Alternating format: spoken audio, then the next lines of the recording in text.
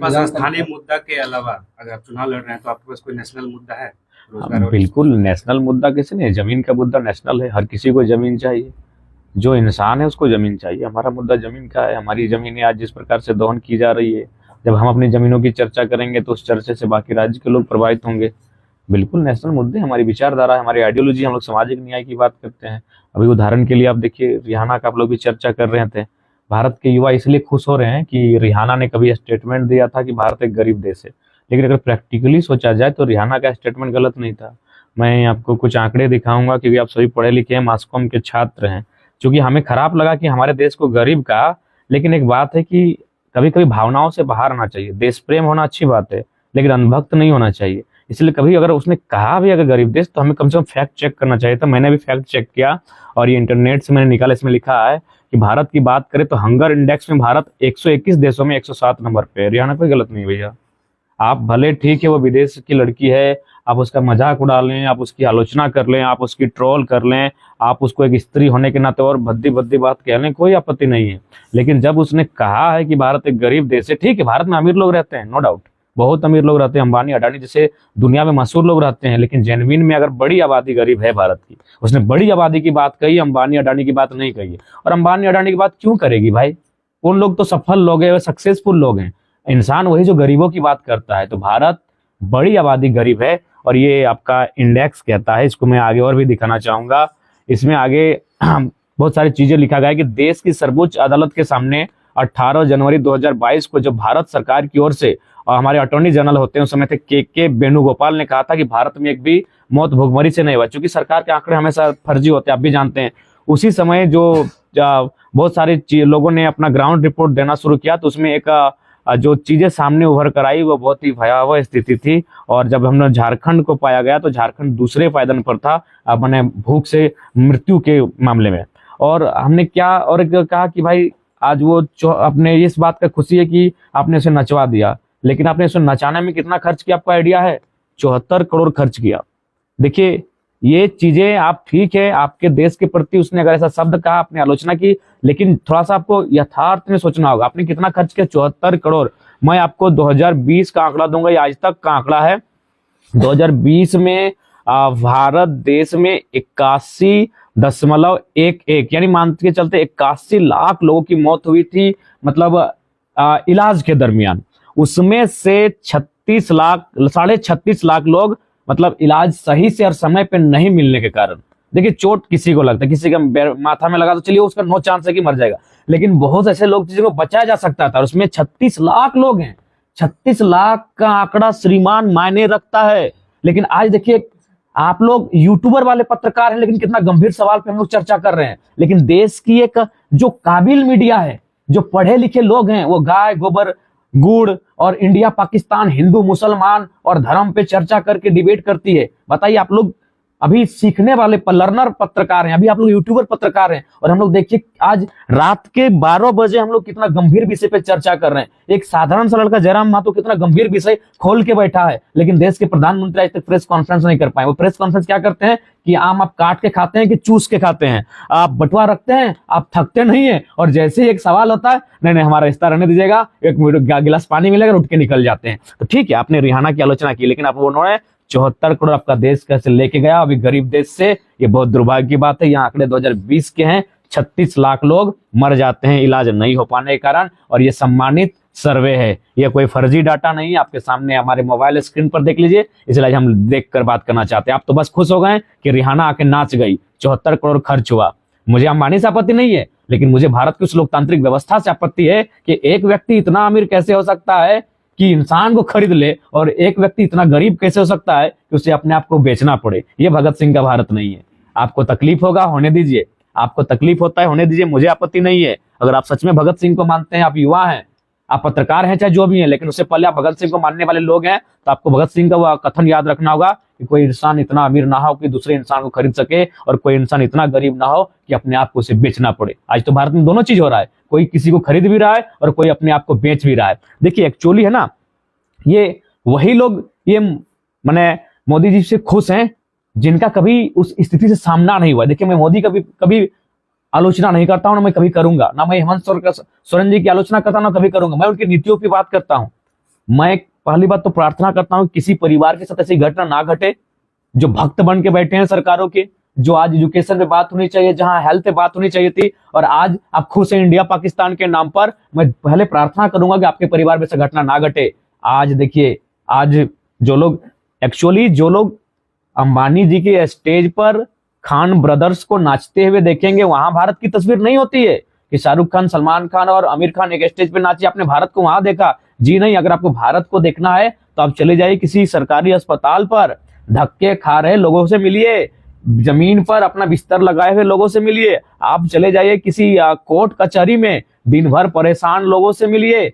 आपको अगर वास्तव में असल भारत को जानना है तो वहां जाइए जहां बहुसंख्यक लोग रहते हैं, अमीर लोग रहते हैं, वहां जाइएगा तो भारत सुहाना दिखेगा। वो भारत की असली तस्वीर नहीं है श्रीमान। भारत की असली तस्वीर देखना है तो आपको ऐसे जगहों पर जाना होगा जहां असली भारत रहता हो। अब चले जाइए किसी अस्पताल में, चले जाइए जो सरकारी है, आज आपको पता चलेगा। अभी तो चाची पे आज घटना घटा, जो लोग भारत को देखते हैं अडानी परिवार में, जो लोग भारत को देखते हैं अंबानी के बेटे की शादी में, जो लोग भारत को देखते हैं करीना कपूर का बच्चा होगा, विराट कोहली का बेटा का नाम क्या होगा, उनको जाके देखना चाहिए। आज तो चाची में एक एक्सीडेंट होता है, उस परिवार की कमाने वाले व्यक्ति की मृत्यु हो जाती है, आज क्या हुआ उस परिवार की स्थिति, वहां भारत दिखता है कि अगर वो परिवार का शख्स चला गया तो वो अब स्ट्रांग कैसे होगा, वो अपने आप को बैकफुट पर जो फील कर रहा है वो फ्रंट पे कैसे आएगा, वहां भारत को देखना चाहिए। ऐसी अनगिनत घटनाएं घटती है, तो इसीलिए हमें नजरिया बदलने की आवश्यकता है। अगर जयराम महतो जैसे युवा, मैं अपने आप को, मैंने कभी नहीं कहा कि शरीर, मैं एक विचार के रूप में अपनी बात करता हूं,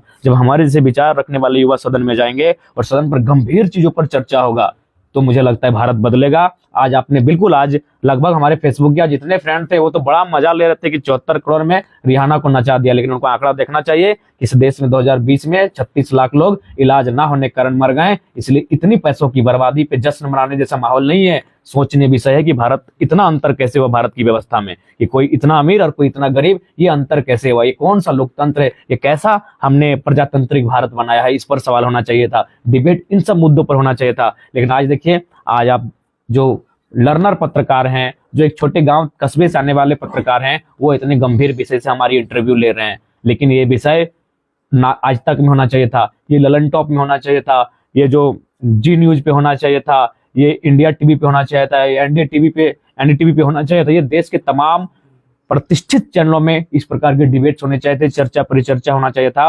लेकिन वहां गंभीर विषयों पर बात नहीं होती है। वहां एक मौलवी जी बैठते हैं, एक पंडित जी बैठते हैं और बस तू तुम में का खेल शुरू हो जाता है और जनता को बरगलाने का काम किया जाता है। फिर कभी इंडिया पाकिस्तान होता है, फिर कभी हिंदू मुसलमान होता है। और ये तमाम आंकड़े जिन पर भारत को बात करना चाहिए था कि भारत कहाँ है हंगर इंडेक्स में, भारत कहाँ है हेल्थ इंडेक्स में, भारत कहाँ है करप्शन इंडेक्स में, भारत कहाँ है एम्प्लॉयमेंट के इंडेक्स में, इस पर कोई बात नहीं कर पाता है। ये मेरे भारत की तस्वीर है। और असली भारत फिर कहेंगे, अंबानी जी के बेटे की जी के जो बेटा का जो शादी हुआ, वहां जो तीनों खान थिरके, वो असल भारत नहीं है मेरे भाई। असल भारत है किसी सरकारी अस्पताल में चले जाओ, किसी ऐसे जगह पर चले जाओ जहां लोग अपने जीवन को लेकर संघर्ष करते हुए दिखेंगे, वहां असल भारत दिखता है। नहीं लगता बड़े बड़े देश के चैनल को तवज्जो ना देकर अभी आपके साथ जो मौजूद है उन पे आपको फोकस करना चाहिए, क्योंकि इन्हीं की वजह से आज आप इतना आगे बढ़े हैं? बिल्कुल, इसीलिए मैं उन्हीं को इंटरव्यू दे रहा हूँ। आज रात के 12 बजे मैं उनको इंटरव्यू दे रहा हूँ, क्योंकि मुझे मानना है कि ये नौजवान है, इनमें अभी निडरता है, इनमें अभी लोभ नहीं है, ये अच्छा करते हैं। बिल्कुल, अभी तो जो कार्य पत्रकारिता को करना चाहिए था वो यूट्यूबर्स लोग कर रहे हैं। तो इसीलिए मैंने आज तवज्जो दिया है और हमेशा मैंने तवज्जो दिया है और आगे भी हमारा सम्मान रहेगा। पत्रकारिता का हमने हमेशा सम्मान किया है, क्योंकि हम लोग पढ़े लिखे नौजवान हैं। हमें भी मालूम है कि जब न्याय का रास्ता चारों तरफ से बंद हो जाता है तो पत्रकारिता एक विकल्प बचता है। तो इसलिए आज पत्रकारिता मजबूत होनी चाहिए देश में। और मेरा भी मानना है कि देखिए, पत्रकारिता, कवि, ये जो होता है ना, इनको विपक्ष की भूमिका में होना चाहिए और हमेशा सरकार की नीतियों को उजागर करना चाहिए, उनके सामने मैनिफेस्टो की चर्चा करनी चाहिए। एक काम पूरा होता है तो दूसरे काम पर चर्चा करना चाहिए था। लेकिन आज देखिए हमारा भारत कहाँ है। हम इसलिए खुश हैं कि रेहाना आके डांस कर गई, गरीब बोल रही थी, लेकिन हमें इस बात का अंदाजा नहीं है कि 74 करोड़ रुपए लेके चली गई, जहां 36 लाख लोग बीमारी में, इलाज के अभाव में मर जाते हैं। जयराम जी, जिस तरह से आप गंभीर मुद्दों को उठाते रहे हैं, झारखंड के ज्वलंत मुद्दों को उठाते रहे, और अभी आप देखेंगे अभी एक वर्तमान में आया विधवा विवाह को लेकर के योजना चला रही है सरकार, उसको बड़े बड़े मीडिया जगह दे रही है और आप झारखंड के उन तमाम ज्वलंत मुद्दों और गंभीर मुद्दों पर चर्चा करते हैं, पर मीडिया आपको जगह नहीं दे रही। इसका कारण क्या है कि आप राजनीतिक हाईजैक करने वाले हैं? इसके डर से देखिए, इसका प्रेशर है क्या? कारण यह है कि देखिए, हम लोग आइडियोलॉजी वाले हैं। हमारी आइडियोलॉजी सामने बाकी नेता नहीं टिक पाएंगे, बिल्कुल नहीं टिक पाएंगे। कहाँ से टिकेंगे? 50,000 करोड़ की संपत्ति रखिएगा और हमारी आइडियोलॉजी सामने टिक पाइएगा? कभी नहीं टिकेगा। तो ये लोग जानते हैं कि इस लड़के को अगर प्लेटफॉर्म मिलता है तो दूर का लंबी रेस का घोड़ा है, और स्वाभाविक ईर्ष्या होना स्वाभाविक, राजनीति में स्वाभाविक है। तो हम लोगों को मौका ना मिलने का कारण यही है कि उन्हें लगता है कि जब इन्हें मौका मिलेगा ये बहुत जबरदस्त बूस्टअप कर जाएंगे। ये बादल कितने दिन ढक के रखेंगे? इंतजार हम भी करते हैं। सूरज एक दिन निकलेगा, उन काले बादलों को चीर कर अपनी उजाला फैलाएगा ही फैलाएगा। और नेशनल मीडिया ना सही, आप ही मीडिया हैं। आपके माध्यम से झारखंड के गांव तक, कस्बों तक हमारी आवाज जा रही है, ये बड़ी बात है। अब राजनीति के महाकुंभ में कूद भी चुके हैं, बड़े बड़े और भी पार्टियां हैं जो प्रचार जोरों से कर रही है। आपको सहयोग किस प्रकार से मिल रहा है? आपका फंडिंग कहाँ से हो रहा है? देखिए, हमारा फंडिंग जनता है। मैंने आपको हिसाब दिया था, मान लेते हैं 1 लाख लोग ही हमें वोट देंगे। गिरिडीह लोकसभा में 18 लाख के आसपास वोटर हैं। अगर 1 लाख लोग ही हमें वोट दें, मानते हैं हालांकि ज्यादा जाएगा और जीतने का भी चांसेस हम लोग का बहुत अच्छा है, हम लोग को लगता है जीतेंगे गिरिडीह लोकसभा। तो 1 लाख लोग अगर हमें वोट देने के साथ साथ अगर 100 रुपए देते हैं तो सीधा 1 करोड़ हो जाएगा। अगर वो 1000 रुपए देते हैं तो वो 10 करोड़ हो जाएगा। चुनाव 10 करोड़ रुपए मायने है भैया, बिल्कुल। जिस प्रकार से आप बीजेपी का आलोचना करता है, तो क्या लगता है कि बीजेपी के पास में कुछ वैसा मुद्दा बचा नहीं है चुनाव लड़ने के लिए? ना, देखिए, भारतीय जनता पार्टी दुनिया की सबसे बड़ी पार्टी है। मुद्दा बहुत है लेकिन वो लड़ नहीं पाएगी क्योंकि वो कॉर्पोरेट से घिरी हुई है। आज उसी के प्रमाण है कि एक अडानी को खुश करने के लिए हंसदेव जंगल कटवाना पड़ा। जिस प्रकार से अगर संविधान के अनुसार हम देखें कि आप लोगों का बहुजन संघर्ष समिति बाहरी विधायक या बाहरी लोकसभा सांसद का आलोचना किया, लेकिन अगर संविधान की हम बात करें तो संविधान में वो भारत निवासी है, वो अलग लोकसभा क्षेत्र से भी लड़ सकता है। बिल्कुल, भारत देश के, हमने वो कभी नहीं कहा कि वो ना लड़े। हमने ये कहा कि हमारे साथ ये सौतेला व्यवहार क्यों?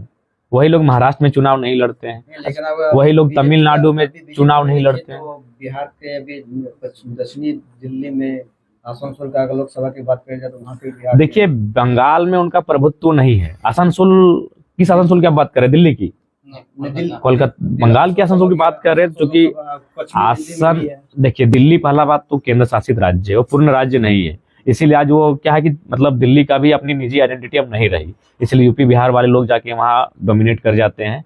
लेकिन जहां तक पश्चिम बंगाल का सवाल है, भारतीय जनता पार्टी में जो बंगाल के लोग हैं वो नहीं आना चाहते हैं। तो जाहिर सी बात है, उन्हें कुछ ऐसे चेहरों को प्रोजेक्ट करना होगा जिनकी फेस वैल्यू है। और आज के डेट में फेस वैल्यू या तो क्रिकेटर की है तो कलाकार की है, इसलिए वो कलाकार को लेके जाते हैं, एक्टर को, या तो क्रिकेटर को लेके जाते हैं।